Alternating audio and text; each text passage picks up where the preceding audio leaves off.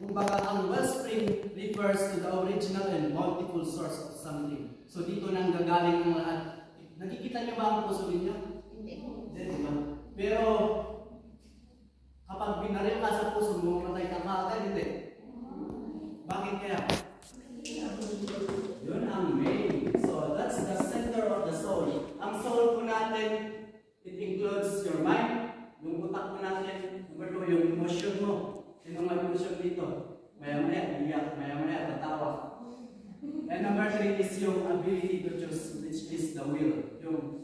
Yung may pagkakataon tayong binigyan tayo ng Panginoon para mangilit kung pupunta tayo dito, makikinig ng salita ng Panginoon or hindi. Meron tayong binigyan tayo ng Panginoon ng kakayahan para mamili kung matulog doon sa taas o hindi. That's the will. Sana maintindihan nyo. And that's why sabi sa Bible, out of the abundance of the heart, the mouth speaks.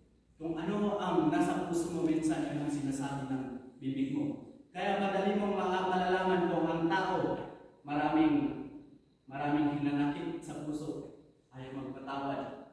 May hatred. Alam niyo ang hatred? Hatred.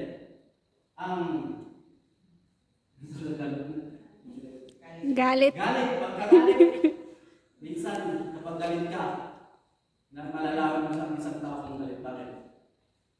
Puro trash talk, puro mura ang sinasabi ng kanyang bibig. Out of the abundance of the heart, the mouth speaks. Kaya, kapag kayo na broken hearted, di ba? Kapag kayo nasaktan, Ano yun? napakasakit, Kuya Eddie. Di ba?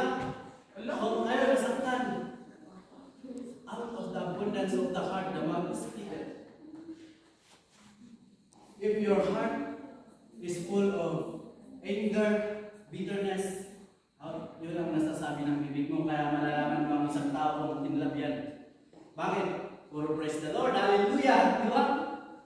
Naalala ko na lang tuloy nung mga hotdog ang ulam namin sa school, sabi nila, praise the Lord, thank you Lord for this food. Pero nung lechon, nung sanggipsat, hallelujah, praise the Lord! Di ba? Ganon. So, out of the abundance of the heart, the mouth is speaking. And number 2 is the process of salvation. Dito na umpisa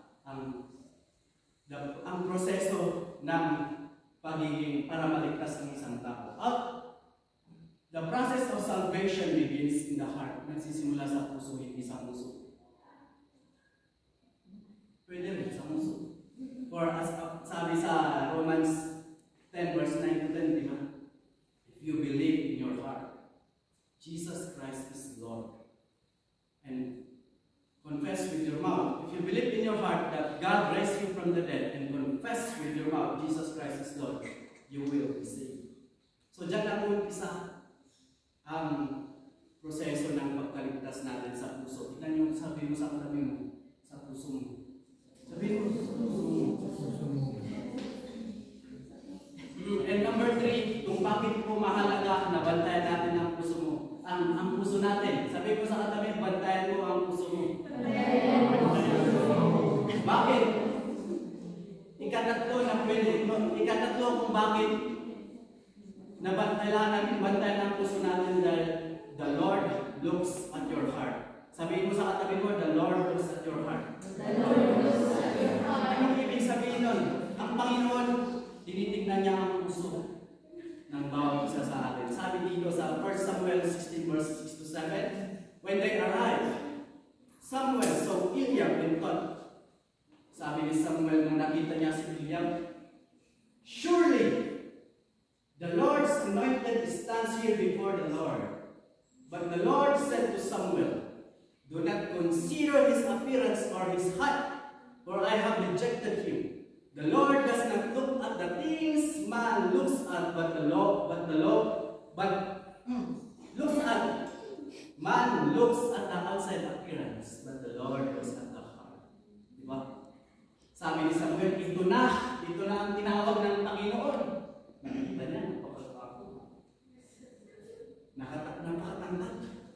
Pero sabi ng Panginoon, Samuel, do not consider his appearance. Sabi mo sa katabi mo, do not consider his appearance. For man looks at the heart.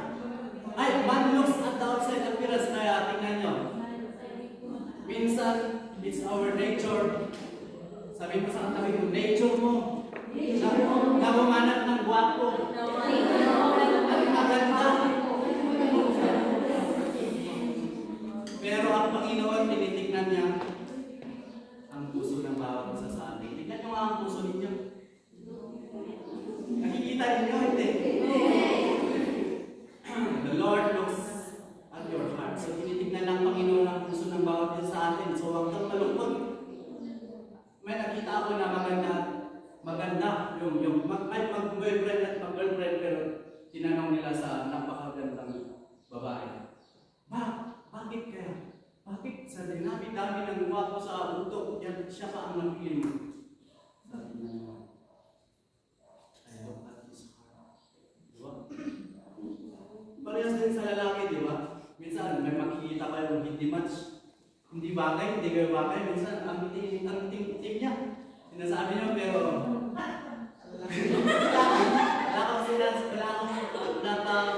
pero sabi niya naman, malinis naman ang puso, kaya bawi tayo sa puso, di ba?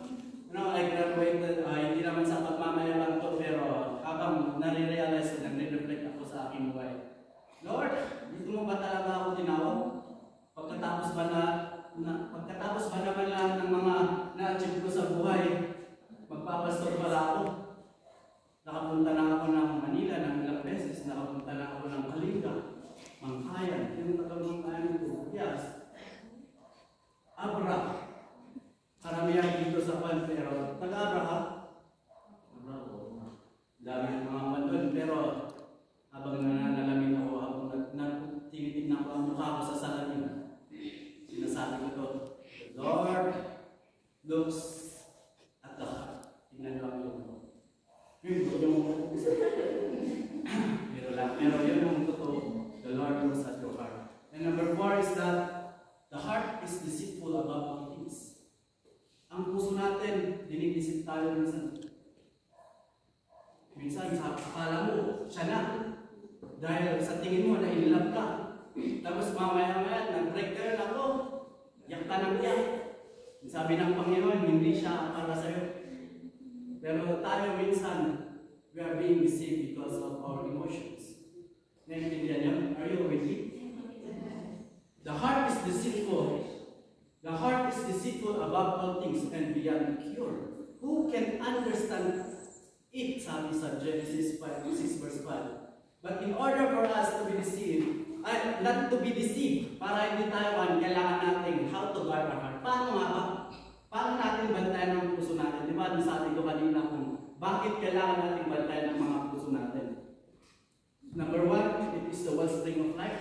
Number 2, the Lord looks at your heart. Number 3, the heart is deceitful. And number 4, kung bakit natin kailangan bantayan ang puso natin is because the Lord looks at your heart. Pero kung paano natin bantayan ang puso natin is number 1. Kasi to guard means nakikita na kayo ng guard, security guard. Kahit gabi, di ba? Hindi yan tulog. Makabantayan, makabantayan. Pinagmamasdan yung mga magnanakaw. Sabi ko sa katabi mo, hindi kami. Di ba? Yan ang guard. We need to protektahan natin ang ating mga puso. So number 1, be planted and rooted in the Word of God. Sinong nagdi-devotion sa inyo dito? Nagbabasa ng salita ng Panginoon. Taas mo kamay. Oy, praise the Lord. May mga ilan-ilan. Okay, so be rooted and be planted in the Word of the Lord. So lahat makinig kayo. Kasi gusto kong maintindihan ninyo ito. Kapag kasi hindi nyo naintindihan ito, hindi nyo may apply. Knowledge, wisdom, and understanding. Pero ang proseso nun, knowledge, information, understanding, comprehension, wisdom, and the application of knowledge. The right application of knowledge. Kapag hindi mo may apply ang hindi mo naintindihan, hindi mo maintindihan ang hindi mo alam. So, ganito kung bakit ko kayo, hindi namin sa magiging stricto, pero gusto kong maintindihan ito. The more knowledge you know, the more na may alam kayo sa salita ng Panginoon, the less na kinukontrol kayo ni Satan. The less na kinukontrol kayo ng tao. Knowledge. My people perish because of lack of knowledge. So, yeah, knowledge is very important. So, you cannot, sabi sa Psalms 119 verse 9 to 11, how can a young man keep his way pure? Paano nga ba? Paano natin may papakita na ang tayo lumalakad sa tamang daan? How can a young man keep his way pure? Sabi sa Psalms 119, when habang binabasa ko yung pinaulit-ulit doon, law, precept, decrease, statutes, words. How can a young man keep his way pure? By abiding to his word. Kapag kasi tanin mo ang salita ng Panginoon sa puso mo. Alam mo, pamilya ba kayo sa the parable of the sower? The parable of the sower. Na may isang gardinero. Alam niyo ang gardinero, farmer. Nagtanim siya ng mga buto. Yung ibang buto napunta sa thorn, sa hat. At yung isa napunta sa magandang lupa. And sabi doon, the seed is the word of God. Ang salita ng Panginoon ay ang butil. Ano yung ang butil? Ang buto. Ito yung, the seed is the word of God. So kapag tinanim mo yan sa magandang lupa, sabi mo sa katabi mo, ikaw yun. That's your heart. Kapag natanim mo yan sa iyong puso, there are things that you cannot do. May mga bagay na hindi mo kayang gawin dahil nalaman mo na hindi maganda. Sabi ng katawan mo, di ba? Kapag nakatikim ka ng huwag yung itaas ng kamay mo, karanas yung palindigarin ka dito. Ako, ang hirap itigil, di ba? Kapag natikman mo na nakakaalit yan, ganyan, sabi mo, pag nanigarin mo ka, ang sarap. Sabi ng katawan mo, ang sarap. I like it. Pero sabi ng spirit mo, hindi yan maganda. Sabi ng spirit mo, hindi yan maganda. Kaya nababattle yung soul mo. Kasi yung katawan mo, yun ang entrance ng kaaway papunta sa soul mo. Naintindihan mo ang soul, spirit, and body. Pero ang gusto ko lang naman tindihan dito is, you need to be rooted in the Word of God. Alam niyo, habang nagmamit yung motorsiklo ko, nakita ko yung nakapaklat doon, ay nakalagay doon, na sticker, sabi niya, don't operate this vehicle unless you read the manual. Huwag mong gagamitin ang vehicle na ito, ang sasakyan na ito kapag hindi mo binasa ang manual. Sinong nakabasa na ng whole Bible na ito? Oh, praise the Lord. Sabi niya, sabi nung hindi ko pa nakikita, sabi ko, madali lang ang magmotor. Bro, start, motor. Ganyan lang sa kanya, pero nung binasa ko yung manual, don't operate this vehicle unless you read the manual. Minsan, sa tingin natin, magaling na tayo, di ba? Hindi na tayo nag-devotion na nagbabasa ng salita ng Panginoon, sabi mo sa katabi mo, hindi ka yun.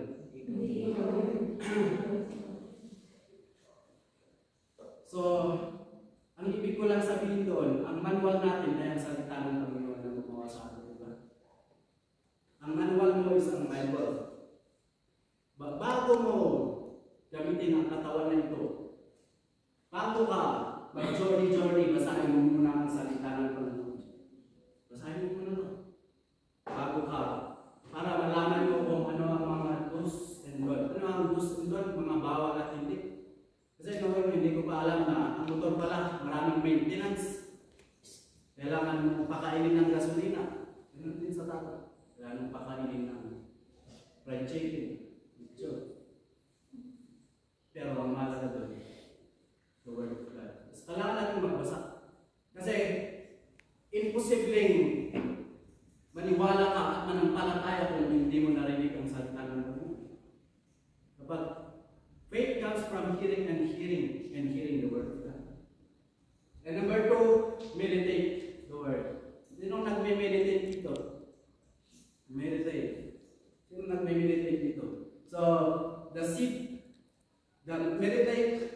meditate is to carefully consider or study and thoughtful reflection on God's Word, considering and it's applying it to our life. So, pag kumakain ka ng lechon, di ba? Ginunguyan niyo. Sarap. Tapos tinatay ng bakakot. Di ba? Hindi. Kailangan mong digest yan. Dadaan yan sa intestine mo, ikot-ikot, hanggang sa matino, tsaka mo ilabas. Kapag nagbasa tayo ng Bible, kapag nabasa ka ng, if you read the Word of God without reflecting, it's just like you eat without digesting. Para ka lang na kumain na hindi mo dinigest. Halimbawa ng meditation, habang papunta ako sa paaralan mo, nung meron pa yung isang kaibigan namin sa Bible School, may nag-preach na, for my God shall supply all my needs. Sino na alam na Bible verse? For my God shall supply all my needs. God will supply all your needs. Habang nakamotor ako, lagi kong binabanggit yun, memorize ko, for my God shall supply all my needs through His riches in Christ Jesus. Meditate ko yun. Naku, pagdating ko sa paralan, sabi ng isang classmate ko, pare! Marami akong pera ngayon. Naku, ang daming pera nito. Pinapakapalan niya yata ako ah. Pinapahingit yata ako nito ah. Sabi ko sa puso ko, pero nung gusto mong mangutang? Sabi niya, may interest 20%. Naku, ito na ang Kristiyano to, magpapautang, may interest pa.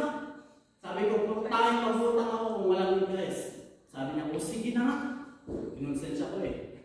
Binigyan ko ng verse. Sabi niya, o sige, habang magtikan ko ng kunin ko ng ganyan. For my God shall supply all my needs. Naku, na-review ko na. Hindi ko kinuha yung pera. Sabi ko, naku, oops, wait muna. For my God shall supply all my needs to His riches in Christ Jesus. Nung pauwi na ako sa bahay namin, I thank and I praise God na God uses someone to bless me. For my God shall meet all your needs through His riches in Christ Jesus. And number 3, ito ang pinaka-point ko sa lahat. Paano natin babantayan ang puso natin? Number 1, magbasa ng Biblia. Narinig niyo yun? Sabi mo sa katabi, magbasa ka na. Number 2, meditate. Sabi mo, meditate. I-memorize. Kailangan mo bang i-memorize yan? Oo, kailangan yan. Alam niyo, ang kaaway. Ang demonyo may memory verse. Nung tinitempt niya si Jesus Christ, nung nagpasting si Jesus ng 40 days, sabi ng kaaway, it is written. It is written. It is written. Buti pa ang demonyo, may memory verse, tignan mo yung katabi mo. Ikaw, may memorize ka na, sabi mo. Dati huwag tayong magpatalo sa demonyo. Kung may memory verse siyang 3, dagdagan natin memory verse natin. 10, gawin natin 10. Mahalaga kasi kapag memorize mo ang verse. Kahit na natutulog ka, pag-gising mo, sabihin mo, Lord, I am blessed. I am blessed. Thank you, Lord. Masalamat ka sa Panginoon. Rejoice always. Sabi ng salita ng Panginoon. Rejoice always. And number 3, ito yung pinaka-point ko na sasabihin ko sana kanina. Take heed what you hear. Ito ang take heed what you hear. Kasi, ang sabi ng take heed what you hear means to regulate what you hear. To choose, piliin mo yung mga pinapakinggan mo. Kaya, napakahalaga yung the circle of your friends. Kaya pinag-usapan namin kanina ng mga kasama mo na napakahalaga ang kaibigan. Yung circle ng kaibigan mo ba kasi they influence you. Sabi ng aking pastor, he always keep on telling me, your association determines your elevation. Kapag ikaw ay nasa grupo ng palaging nagtatanong sa'yo, it's time for you to move out. Punta ka rin sa mga tao, ikaw yung nagtatanong, gano'n din. Kasi may mga tao na ayaw kang mag-grow. Kapag sa level nyo, okay lang. Kapag magpaparehas na, pero kapag pinagpala ka na ng Panginoon, may mga tao ayaw kang mga hinihila ka nila. Pero gusto kong be careful of what you are hearing. So, mag-ingat kayo sa mga pinapakinggan ninyo. Take heed what you hear. Tell me your friend and I will tell you who you are.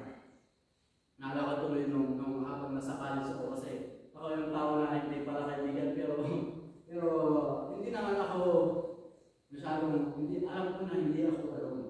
Kasi may mga kaibigan ako na work na mga Kristiyano rin naman, ang babay.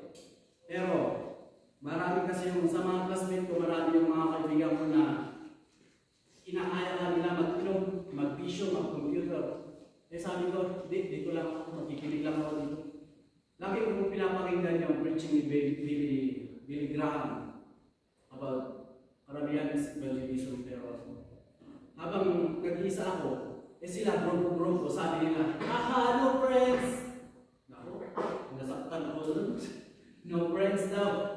Pero sabi ko naman sa aking puso, not because I'm lonely. Hindi porket lonely ako, nag-iisa ako. Kasama mo ang Panginoon. Sabi mo sa akin, kasama mo ang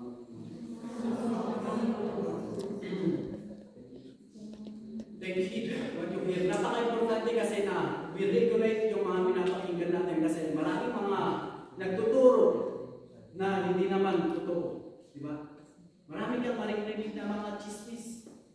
Pero okay lang yun. Sabihin mo sa katabi mo, hindi daw yun. Hindi daw yun. Sabi marinig po niya. Take heed means to regulate what you hear and piliin natin yung mga pinapakinggan natin. That's why repetition is very dangerous. Yung inuulit-ulit mong pinapakinggan according to the science. 7 times. If you hear the word 7 times, it will be downloaded to your subconscious mind, which is your heart. Subconscious mind, hindi mo alam na iniisip mo pero nandito na pala.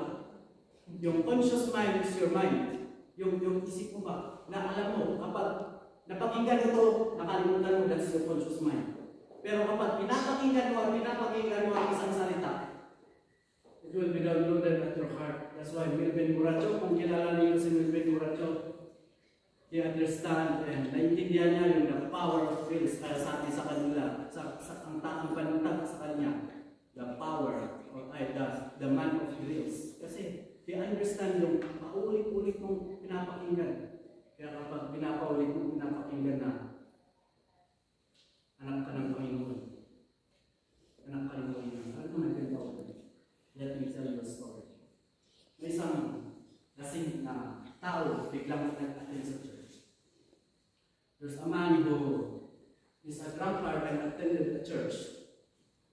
Sabi ng mga Kristiyano, the church says, let him go out. Sabi ng pastor habang nag-preach. No. Let him sit down. I'll talk to him later. Kakausapin ko mamaya. This is a true to life story. And sabi ng mga Kristiyano, nakaka-distract. Pero maya pagkatapos ng simba, pumunta yung kinausap ng lasing yung pastor. Ang daming binumura, pinagsasalita ng masama. Maya, nung kumalma na, sabi ng pastor, anak, mahal ka ng Panginoon. Yun lang yung sinabi ng pastor. Nako, biglang buhay yung biglang. Habang naglalakad siya, anak, mahal ka ng Panginoon. Naglalakad. Anak, mahal ka ng Panginoon. Siyempre, lasing. Anak, mahal ka ng Panginoon. Anak, mahal ka ng Panginoon. Anak, mahal ka ng Panginoon. Luhang-luha. Anak, mahal ka ng Panginoon. Mahal ka ng Panginoon. Mahal ka ng Panginoon. Naku, palagi niyang napapakinggan niya sa tayo niya. Next Sunday, yung taon ko, mukhang imposibleng mabago mukhang imposibleng mabago. Pero alam niyo, nabago na nakita nila nakaupo. Hanggang sa every Sunday, nag-attend na ng church. Biglang nasa harapan, tumawag yung kapatid ng lasing na to. Hello? Sabi ng pastor. Sino po ito? Ay, ito pala yung kapatid ng lasinggero na akala namin hindi na magbabago, pero sabi niya sa kwento niya, may sinabi raw kayo na hindi niya nakalimutan. Anak, mahal ka ng Panginoon. Gusto ko lang po magpasalamat sa inyo, pastor. Ano po ang kailangan ninyo sa church ninyo at ibibigay ko? Na yung time na yan, sabi ng pastor, munti ka na tayong, dahil sa dami ng member natin, munti ka na tayong magsara. Dahil wala na kukuhan, lahat sila nagdadala ng kanyang kukuhan. Lahat kanya-kanya, kaya may makikita kang kulay green, kulay black, kulay yellow na kukuhan. May mababaw, may mataas, iba't iba. Sabi ng pastor na, kailangan namin ng 300 na upuan. Sabi ng kapatid ng lasinggero na bago na to, okay. At yung sagot namin yan. Bayan natin tingnan. And take heed what you hear. Ganyan po ka-importante ang salita ng Panginoon na we need to pakinggan natin yung salita ng Panginoon. At sabihin mo sa katabi mo, magpalad ka kasi andito ka nakikinig ng salita ng Panginoon. Romans 10 verse 17. So faith comes from hearing and hearing through the word of Christ. It is impossible for us to grow in faith without hearing the word. Nakikita mo ba kapag ang plant kailangan ng di ba? Kailangan ng water para mag-grow. Ganun din tayo sa salita ng Panginoon. Dito ako magkukonklud. Therefore, Hebrews 2 verse 1. Therefore, we must pay much closer attention to what we have heard, lest we drift away from it. Kailangan natin mag-pay attention sa ating napakinggan. Kung hindi, kasi we will be drift away. So, guard your heart, for it is the wellspring of life. Why? Why natin kailangan natin bandayan ng puso natin is, number one, in summary, it is the wellspring of life. The process of salvation begins with your heart. And number three, the Lord looks at your heart. And number four, the heart is deceitful. And paano? Be planted and rooted in the Word of God. Number two, meditate on the Word. Number three, take heed what you hear. Nais ko kung lahat tayo kumain.